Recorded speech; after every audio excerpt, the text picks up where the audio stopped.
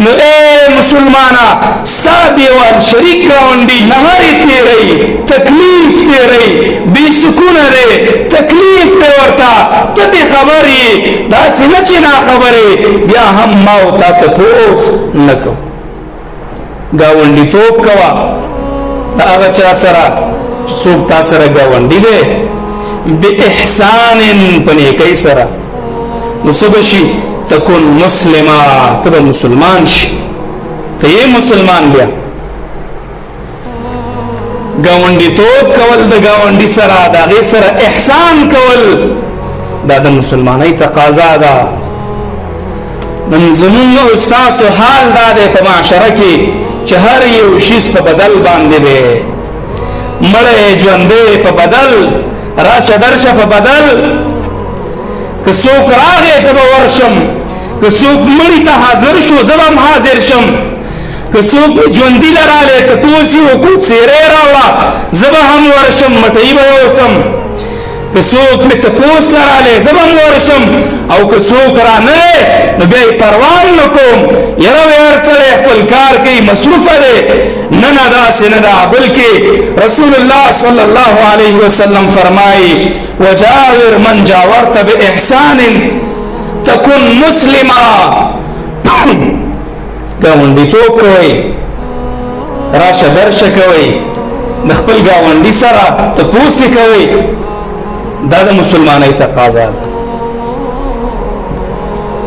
زمون اکثر گاونډي توپ په نش باندې حساب بلکې رسول الله صلی الله علیه وسلم فرمایي جبريل بار بار ما تراغه عليه الصلاة والسلام ما ته د گاونډیانو باره کې خبره کوله زوی رقم چې اسنه گاونډي ما سره په میراث کې شریک شي نن ما او تا د گاونډي د احوالنا المخبريګو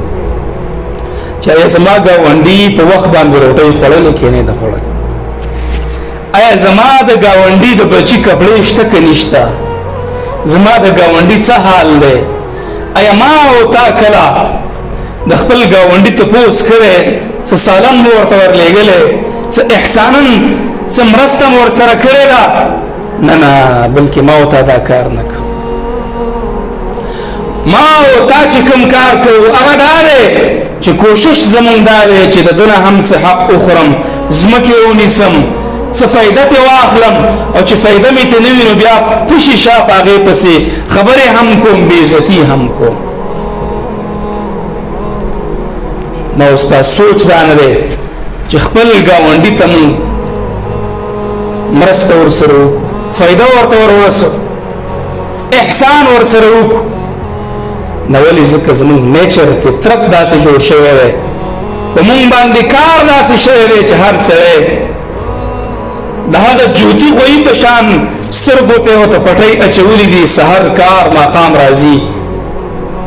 داسې د الله رویني خدای خو نه ګوري دا د مسلمانۍ تقاضا نه ده مسلمان نشي کېدلی دغه سړی چې دا کارونه نه کوي د اسلام تقاضا دا ده چې موږ د ګاونډیانو سره احسان وکړو تپوس وکړو ما او تا په هر اختر کې په هر خوشحالۍ کې په هر میاشت کې ځان ته نوې پیزار اخلو کپڑے اخلو په ځان باندې خیال ساتو په بچو باندې خیال ساتو د خپل کورنۍ خیال ساتم لحاظ کوم خو دغه دیوال شریک گاونډي خیال او لحاظ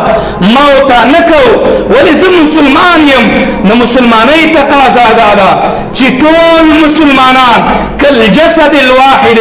پشان د یو جسد دی د یو جسم دی په یو جسم کې چې په یو ځبان دي درد وي ټول جسم ورسره نا آرامي نو اے مسلمانا ستا دیوال شریک گاونډي هغه نهاري تیری تکلیف تیری بے سکون رے تکلیف ته ورتا ته خبري دا سینه چې نا خبره بیا هم ما او تا ته پوس نکو دا د مسلمانۍ تقاضا نه ده